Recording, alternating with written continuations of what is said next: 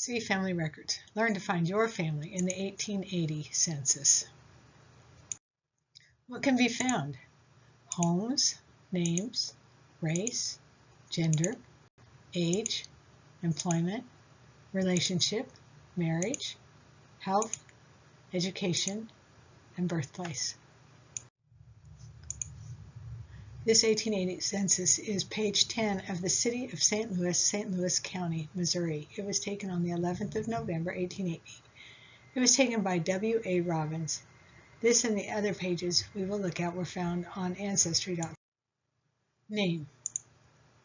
Column 3 gives the last name first. The last name is only given to the first person.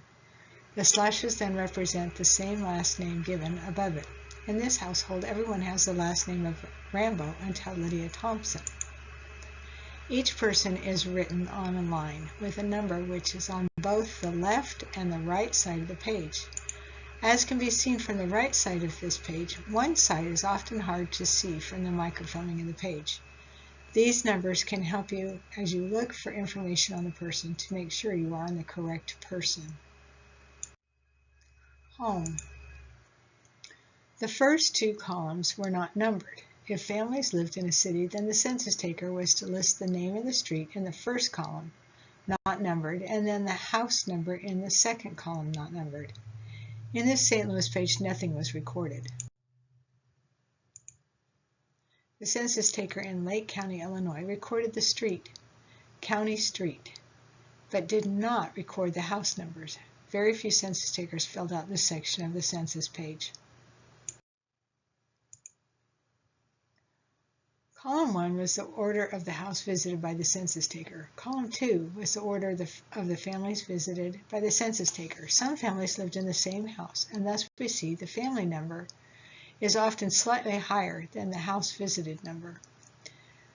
Lydia Thompson is boarder with this family, so is considered part of the Rambo family.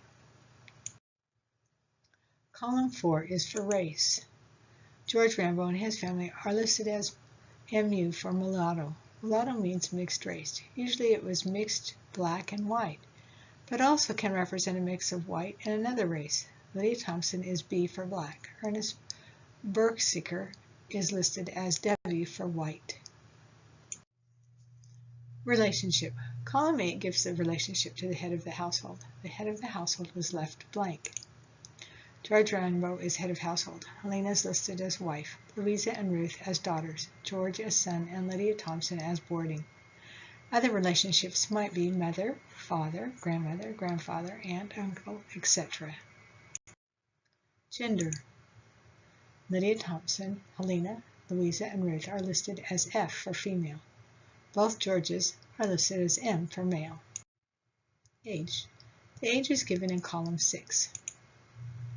George Rambo is 30 years old. Helena is 22 years old.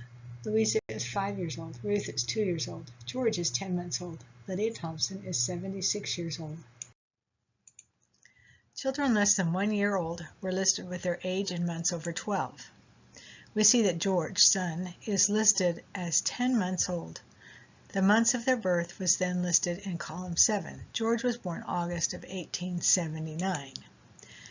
Note G, bottom of the page. In column 7, an abbreviation in the name of the month may be used as January, April, December. Note B at the top of the page.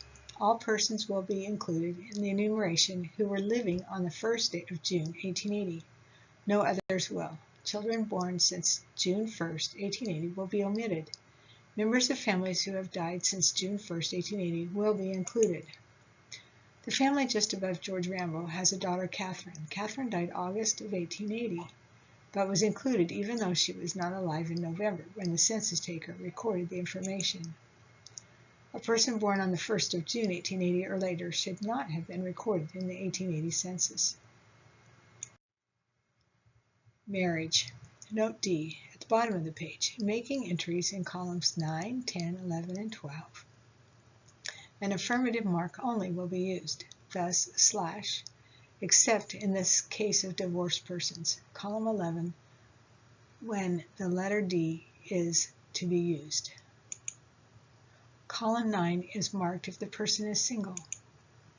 Column 10 is marked if the person is married. Column 11 is marked if the person is widow or divorced. On the same page as Lydia Thompson, we find a Charles and Gertrude in column 10. They are marked as married. In column 12, it is marked that they were married within the last year. Note A, top of the page, the census year begins June 1st, 1879 and ends May 31st, 1880. This gives us a marriage date of 1879 or 1880 for Charles and Gertrude. Note E, at the bottom of the page.